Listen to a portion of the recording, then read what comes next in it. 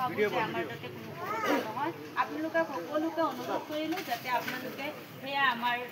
ভোটৰ সময়ত যাতে কোনেও মানে বেলেগ চিন্তা নকৰে বেলেগ দলত নহয় আমি একেটা দলৰে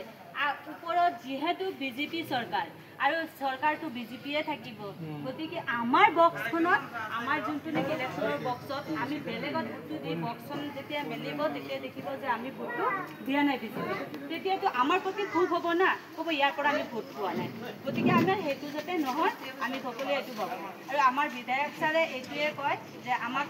একবাৰ আপোনালোকে বিশ্বাস কৰক সেইদিনাখন শপত গ্ৰহণৰ দিনা আপোনালোক চাগে গৈছিলে আমাৰ মিটিংখনত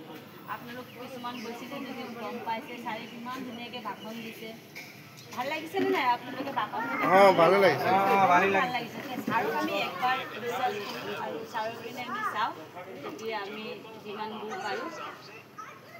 এইখিনি কৈ মই মোৰ